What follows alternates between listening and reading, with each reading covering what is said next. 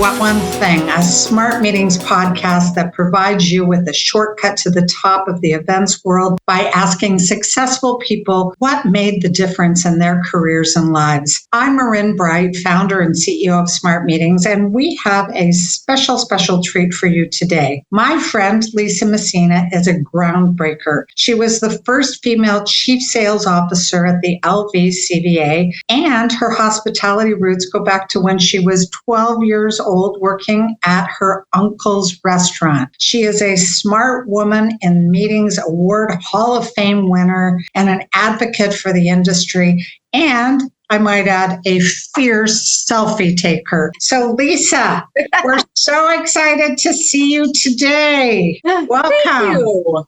Thank you so much, Marin. I appreciate it. Oh, well, it's always so fun to catch up with you. You're a mover and a shaker. You got to be fast to catch up with you. So we're jumping in, and I would love, and I think our audience would love to get to know you better because you're such a leader and such an inspiration to many.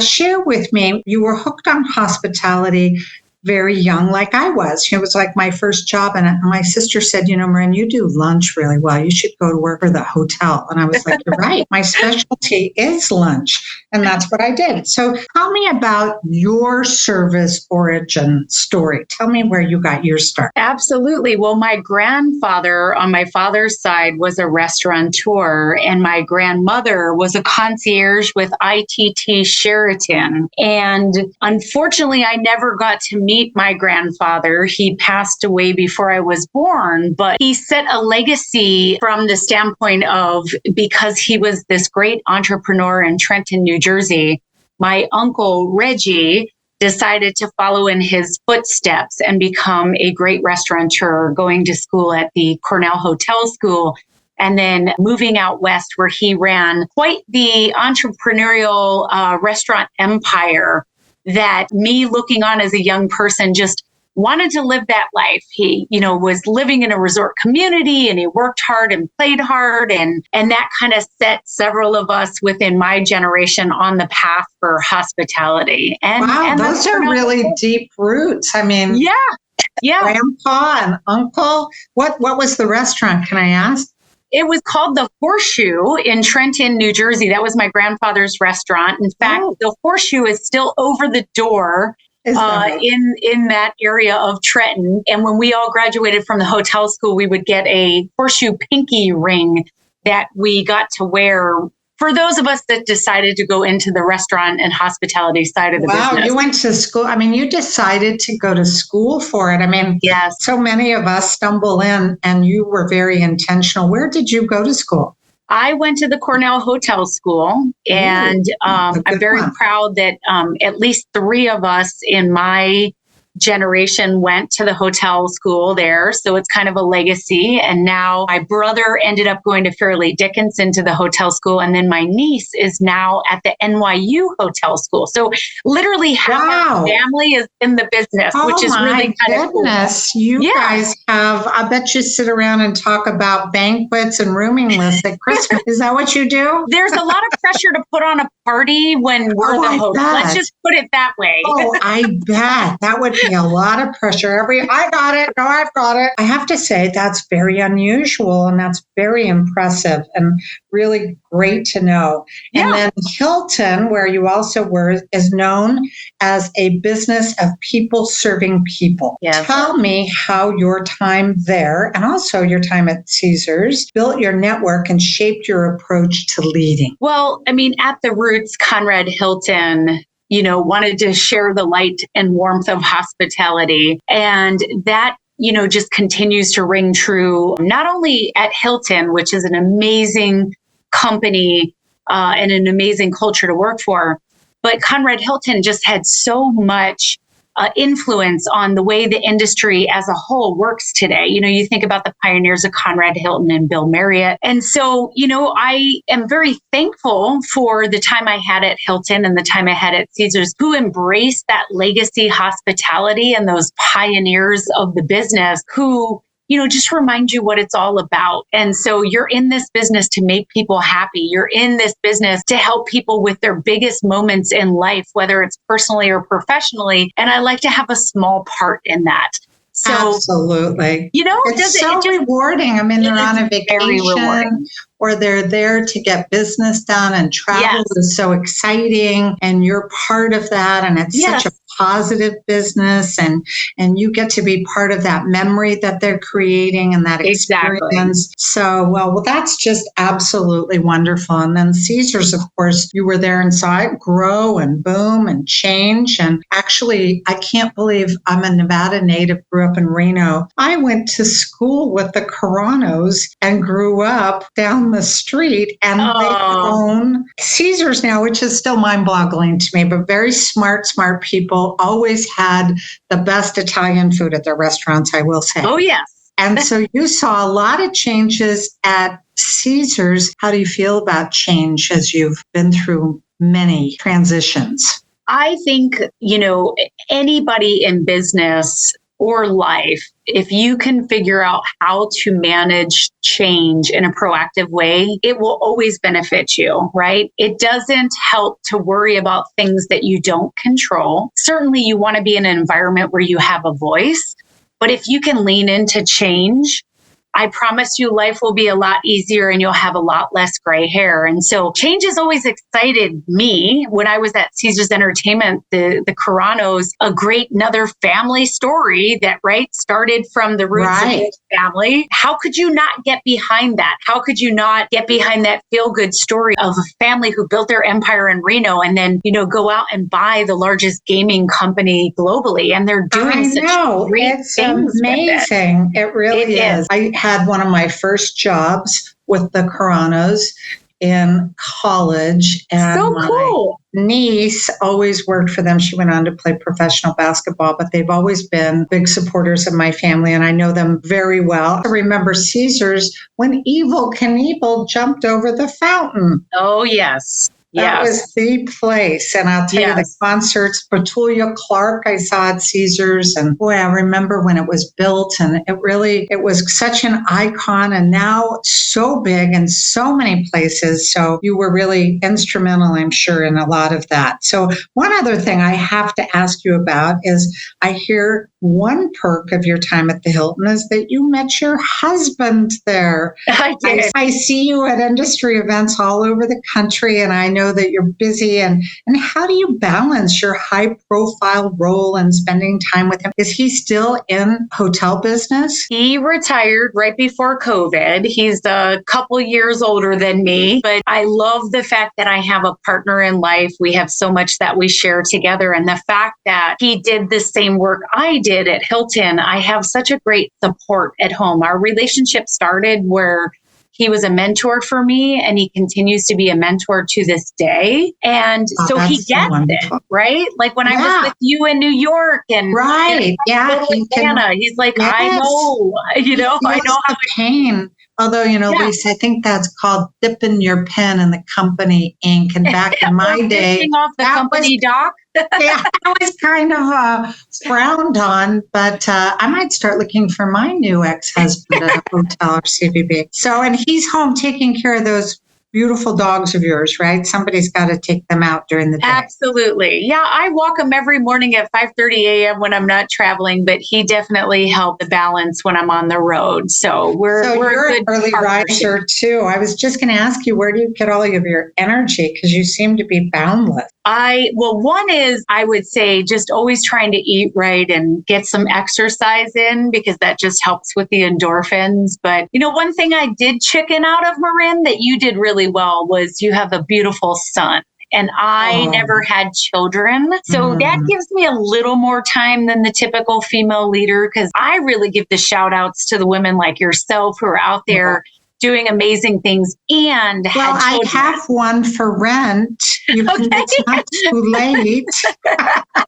Oh, that's great. It does take away some of that focus and energy, and it is a wonderful, beautiful thing to do. But I see you, and it looks like your life is very full in spite of that. I just read this great. Have you heard of the Miracle Morning? No. Oh my gosh, it's on. I saw it on Netflix. I'm just going to take one sec. It's all about early risers are always the most successful people. Did you know that? No surprise to you. And they tend to have 7 things they do in the morning. They meditate, they visualize, they say their affirmations, they exercise, they scribe, and they read. And you do 10 minutes of each. And there's all these testimonials of the success that comes out of that. But I'm sure you already do half of those or more than that. So you're already onto it, out walking. But as I mentioned, you were the first female in this role at the Las Vegas CVA when you took the job last year. Yeah. Tell us about how you are leading and telling the story of Las Vegas, because there's always so many there's new ways, and I'm sure you're bringing your own juju to that.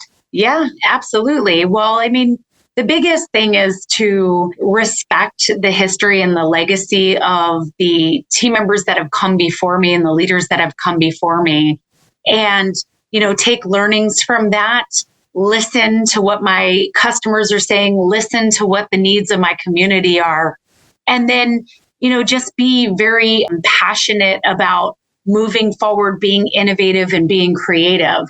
And so I think if you just take those learnings from the past, you build strong relationships with your customers and your community, and then you get the right people on the team who share that passion to see Las Vegas into its, next set of its future, right? Like its next chapter. And if you just listen, right, and act on behalf of the constituents you serve, most people are going to cheer you on. And so that's what I've just tried to focus on is what's most important to the people I serve.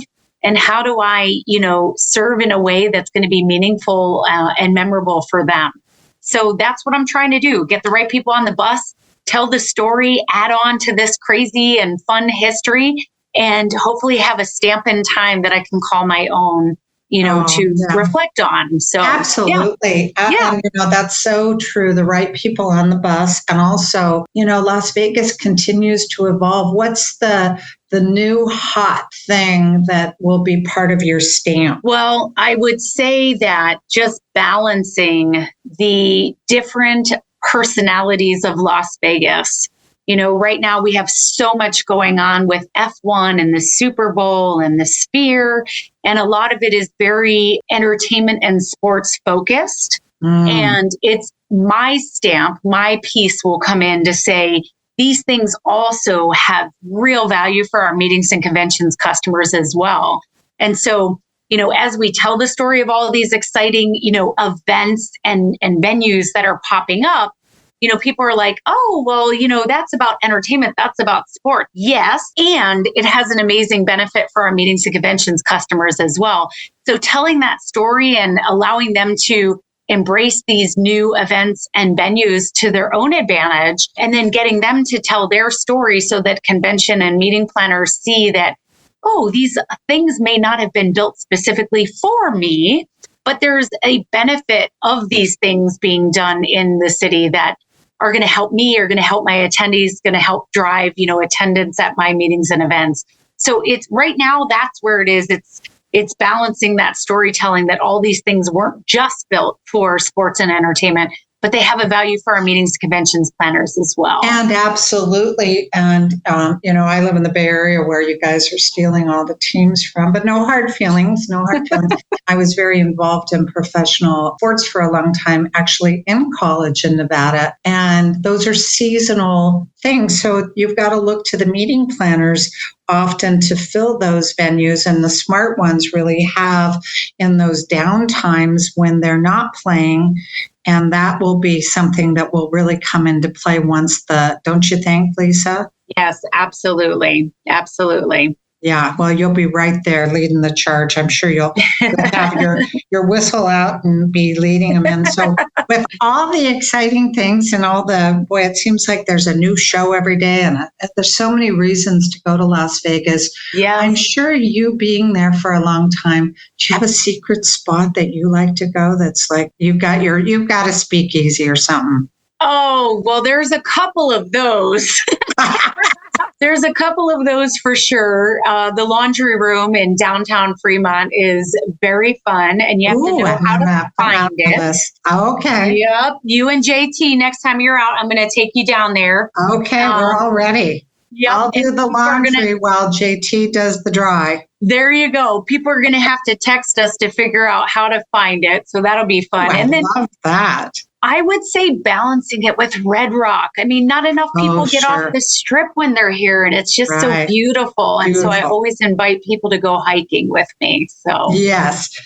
And Nevada has a real natural beauty that absolutely a lot of people are not aware of. At first glance, when you're flying in, I'm growing up there. I was always very disappointed that my state flower was a sagebrush. I was like, a sagebrush.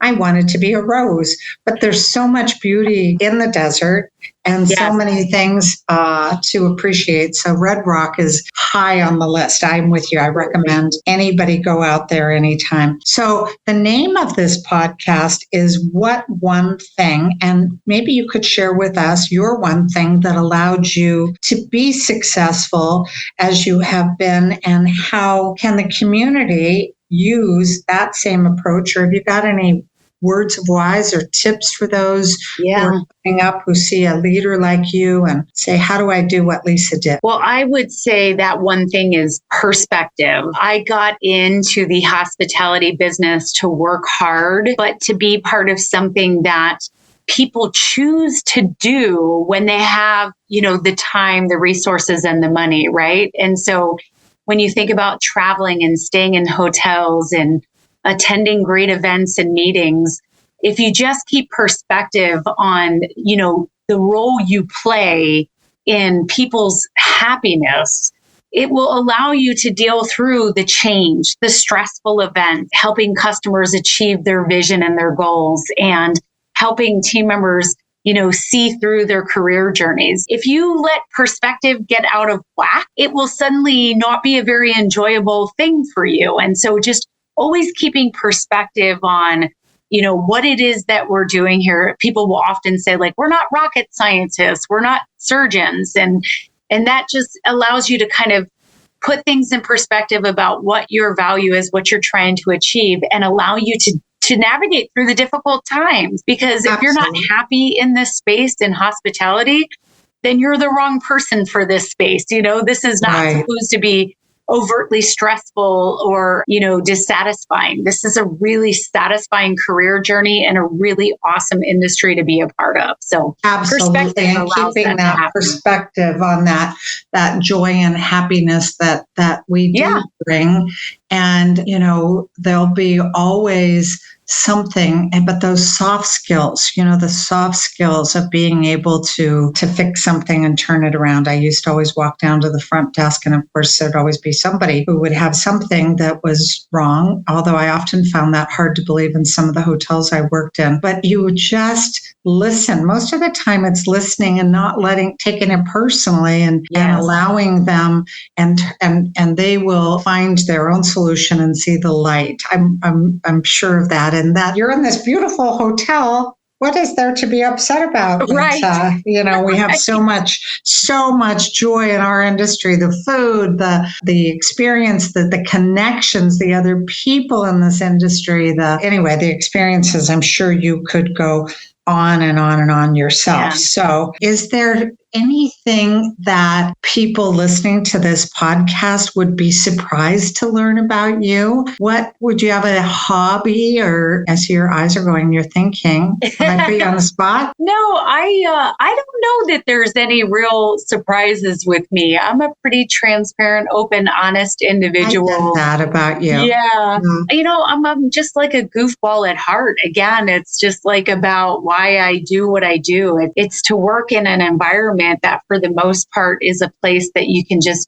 be yourself and be happy and provide joy for others. Yeah, I don't know that there's any real surprises. All right. I'm going to, maybe you do some knitting on the side or something we'd be surprised about. Something to keep you zen. always such a delight to talk with you and to see you out and about, Lisa. You are like a shining ray, and you really do walk your talk of positivity. It doesn't surprise me the things you've shared today. Attitude is almost the game changer. It's 100% to almost anything we do. Even brain surgery requires a good attitude. Yes, I would agree. I would agree. And you've got that. So thank you. On behalf of all of my peers and team here at Smart Meetings, we're thrilled to have you with us today and look forward to seeing you roll in Las Vegas and keep that sunshine going. Thank you very much. Smart Meetings What One Thing was produced by Bright Business Media. Visit smartmeetings.com to subscribe to your daily dose of inspiration.